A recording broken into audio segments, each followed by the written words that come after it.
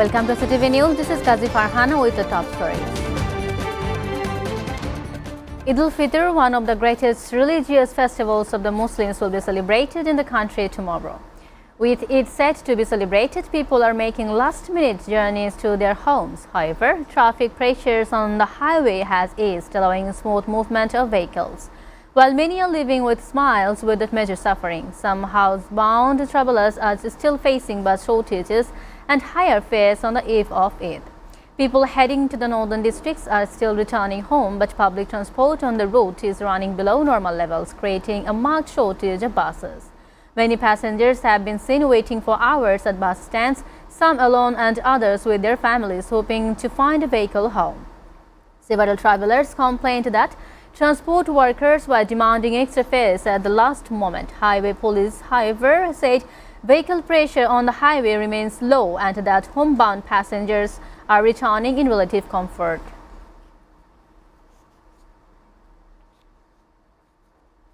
Jamaat-e-Islami chief and leader of the opposition in the parliament, Dr. Shafiqur Rahman, has expressed strong dissatisfaction over the suffering endured by the people returning home for Eid al-Fitr and the mismanagement in the transport sector.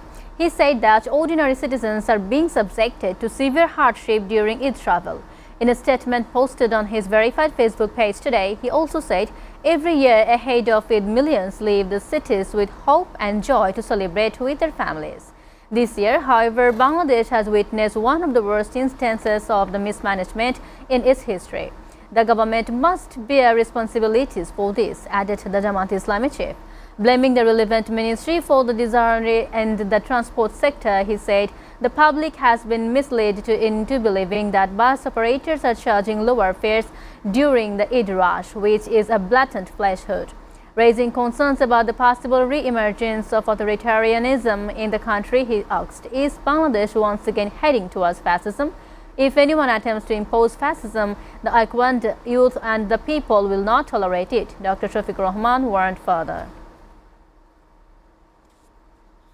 Meanwhile, Eid al-Fitr is being celebrated in parts of Bangladesh today, a day ahead of the rest of the country, as residents in several districts observe the festival in the line with Saudi Arabia.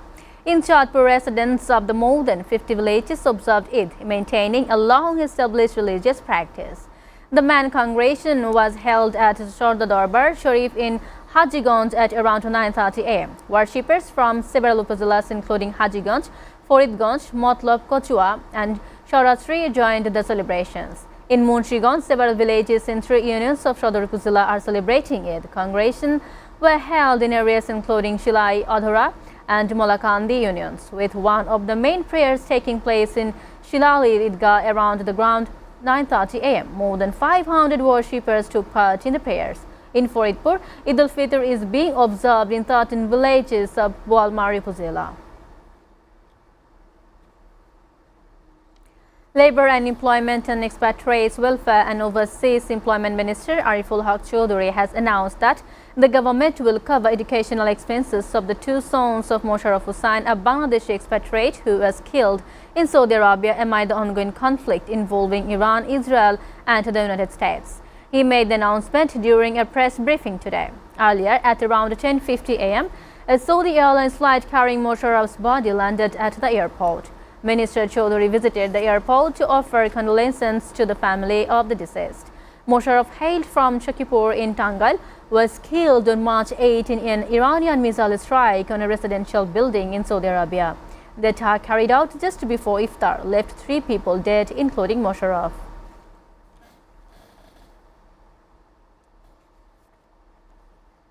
Viewers, we're taking a short break. Stay with us.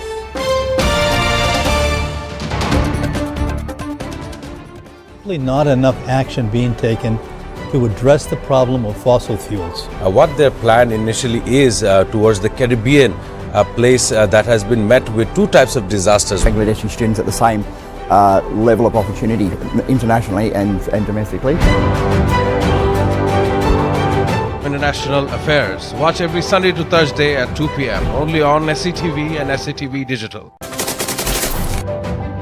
Hello and welcome to International Affairs, and my name is Shamsul Alam Pantha. I don't see an easy resolution to this because every slight deviation from the plan, opening an open war conflict with them. Testing nuclear missiles. Russia's announcement of these supposedly successful testing. Special and exclusive footage that is being played on SATV screen. Really come to terms with Hamas. Damage estimated between this entire issue. President Trump is expected to hold bilateral talks.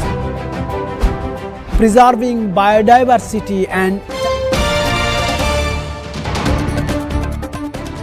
Welcome back to watching SATV News. News from abroad. Muslims across parts of the world, including Turkey, the Gulf region, Europe, and Americans in Africa, are celebrating Eid al-Fitr today with deep spiritual devotion, communal prayers, and festive gatherings. The holiday, which marks the end of the holy month of Ramadan, is being observed with traditional enthusiasm, while several Asian countries will mark the occasions a day later due to the moon sighting differences. Eid is being marked across Gulf countries, including Saudi Arabia and United Arab Emirates, where mosques are filled with worshippers offering special prayers. Muslims across the broader Middle East, including Lebanon, Yemen, Palestine, and Iraq, are also observing the festival amid ongoing regional tensions, yet with steadfast faith and resilience. However, in Kuwait, authorities suspended its prayers at the Grand Mosque due to security concerns, reflecting the fragile security situation in the parts of the region. Meanwhile, Palestinians gathered in Saraya Square in the Gaza City on Friday to attend Eid al-Fitr prayers. Muslim worshippers attended the Eid al-Fitr prayers in the Beirut and Sidon on Friday. On the one, Lebanon is expressing hope that the war between Hezbollah and Israel would end as soon as possible. The Muslim holiday comes as the Hezbollah-Israel conflict has become the deadliest spillover the US-Israeli war on Iran since the Iran-backed group fired at Israel in support of Tehran on March 2, with at least 1,000 people killed in Lebanon and 1 million displaced. The Islamic Revolutionary Guard Corps has confirmed that General Ali Mohammad Naini, its spokesman, has been killed in an US-Israeli missile attack. The state-owned Tasnim news agency reported that Naimi was killed early on Friday. Earlier, the Israeli army said that General Naini was killed in an overnight air attack. Meanwhile, Israel's oil refineries, a refining and petrochemicals company, says an Iranian assault on its complex in Hafia has damaged essential infrastructure. Climate change. We cannot protect the planet before we negotiate peace. Where is it going? Is it understanding the needs of its people before the needs of this global world? For China to come to agreement, They will face better projects. With presidency of China and President has the capacity to enrich uranium or make ballistic missiles after 20 days of US-Israeli air attacks, said Israeli Prime Minister Benjamin Netanyahu during a press conference on Thursday. Israel is continuing to dismantle these capabilities. Israel will crush them completely down to dust, Netanyahu said, noting that Iran's missiles and drone arsenal is being massively degraded and will be destroyed. Netanyahu did not provide evidence for his claim that Iran no longer had the capacity to enrich uranium. It's up to the Iranian people to show that, to choose the moment and to rise the moment, he said. Netanyahu also denied he dragged the United States into the conflict. US President Donald Trump said on Thursday the US needed more funding for a lot of reasons amid the Iran war when asked about a media report that Pentagon was seeking $200 billion for the conflict. It's a small price to pay to make sure that we stay tippy-top, Trump said to reporters as he met in the White House with Japanese Prime Minister Sanai Takaichi. Meanwhile, the Takaichi condemned Iran's attack in the Strait of Hormuz and told the US President Donald Trump that only he could achieve peace. Takaichi also said that the global economy was about to take a hit due to the turmoil in the Middle East.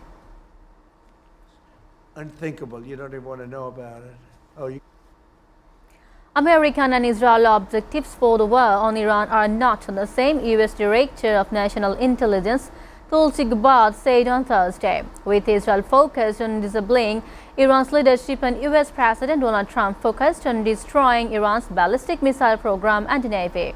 The objectives that have been laid out by the president are different from the objectives that have been laid out by the Israeli government.